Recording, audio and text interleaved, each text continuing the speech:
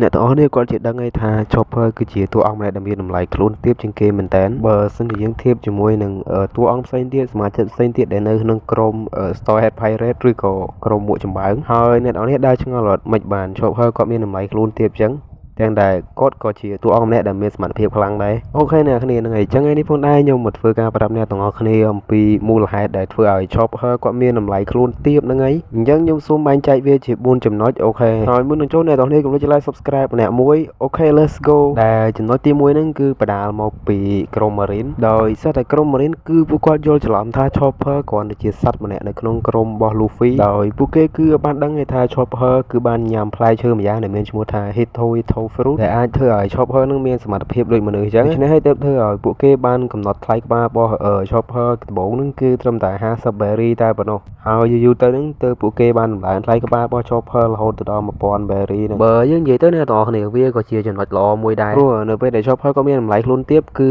ក្រុមតាមប្រមាញ់ថ្លៃក្បាលឬក៏ក្រុម Marine នេះហ្នឹងគឺគេអត់សូវខ្វាយខ្វល់ពី Chopper ហ្មងអញ្ចឹងទៅទើបធ្វើឲ្យ Chopper គាត់ងាយស្រួលក្នុងការគេចខ្លួនអញ្ចឹងនិយាយទៅមិនមែនគេចខ្លួនទេអ្នកទាំងអស់គ្នារបៀបថា Chopper អត់ចាំបាច់គេចខ្លួនចាំបាច់អីទេព្រោះដោយសារតែក្រុម Marine នេះនិងក្រុមប្រមាញ់ថ្លៃក្បាលហ្នឹងគឺអត់សូវដេញតាមចាប់ Chopper ហ្មងទេបើភាគច្រើនគឺគេចាប់តែអ្នកមានតម្លៃខ្លួនថ្លៃតែប៉ុណ្ណោះដូចជា Luffy អីចឹងណាចំណុចទី2ហ្នឹងគឺ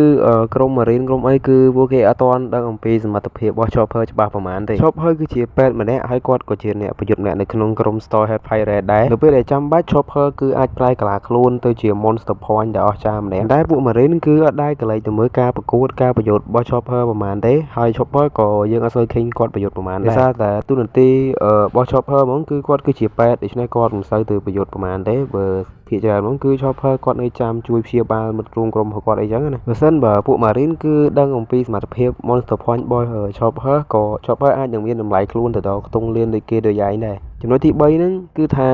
ការមិនសូវខ្វាយខ្វល់របស់ក្រុម Marine ទៅកាន់ Chopper នៅក្នុងរឿង One Piece ហ្នឹងគឺភាគច្រើនហ្មងគឺគេឲ្យតម្លៃទៅលើមេក្រុមឬក៏អ្នកដែលមានសកម្មភាពច្រើនអញ្ចឹងដូចជា Zoro ដូចជា Sanji ដូចជា Nami អីហ្នឹងគាត់គឺជាតួអង្គដែលមានសកម្មភាពច្រើនជាង Chopper ដូចថាយើងឃើញតួអង្គ3នាក់ហ្នឹងគឺឃើញភាគច្រើនគឺពួកគាត់ចូលប្រយុទ្ធចូលអីរហូតហើយចំណែកឯ Chopper វិញគឺគាត់មិនសូវប្រយុទ្ធមកទេដូចខ្ញុំប្រាប់អញ្ចឹងដោយសារតែគាត់ធ្វើជាតួនាទីគាត់គឺជាពេទ្យអញ្ចឹងហើយគាត់នៅចាំព្យាបាលចាំអីគាត់អត់សូវចូលប្រយុទ្ធទេហើយទៅវាជាមូលហេតុមួយដែរដែលធ្វើឲ្យក្រុម Marine គឺអត់សូវខ្វាយខ្វល់ពី Chopper ហ្មងទេទីមួយគឺពួកគេគិតថា Chopper នឹងអាចនឹងជាតួអង្គដែលអន់អញ្ចឹងណាហើយមួយទៀតហ្នឹងគឺដោយសារតែ Chopper អត់សូវចេញសកម្មភាពដូចជា Luffy អីគាត់មានតួនាទីជាមេក្រុមអីចឹងទៅ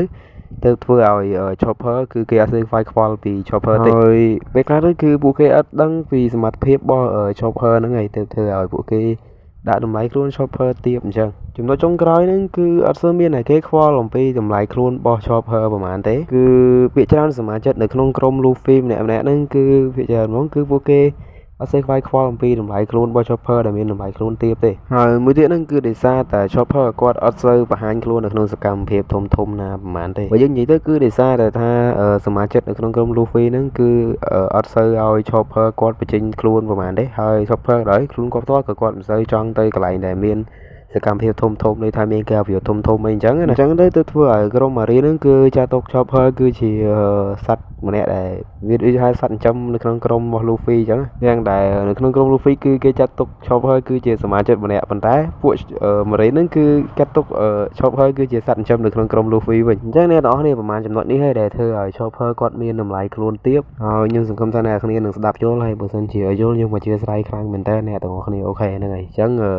ខ្ញុំមានតែប៉ុណ្្នឹងទេអ្នកទាំងអស់គ្នាហើយខ្ញុំមកជាស្រ័យខ្លាំងមែនតើអ្នកទាំងអស់គ្នាដែលសារប្រហែលថ្ងៃហ្នឹងគឺខ្ញុំរវល់អត់សូវបានចេញវីដេអូអ្នកទាំងអស់គ្នាទេតែអ្នកទាំងអស់គ្នាថ្ងៃចូលឆ្នាំខ្ញុំអាចនឹងចេញវីដេអូអ្នកទាំងអស់គ្នាទស្សនាធម្មតាតែខ្ញុំអាចនឹងឆ្លៀតដើម្បីធ្វើវីដេអូអ្នកទាំងអស់គ្នាជាពិសេសហ្នឹងគឺខ្ញុំធ្វើវីដេអូឲ្យគ្នាយើងដែលគាត់គេផ្ទះហត់បានដើរលេងថ្ងៃចូលឆ្នាំអីអូខេនៅអ្នកនេះអញ្ចឹងវីដេអូហ្នឹងមានតែប៉ុណ្្នឹងទេអ្នកទាំងអស់គ្នាកុំភ្លេចចុច like subscribe ទៅលើ channel ខ្ញុំម្នាក់មួយអញ្ចឹងខ្ញុំមានតែប៉ុណ្្នឹងទេយើងជួបគ្នាក្នុងវីដេអូក្រោយទៀតបាយបាយ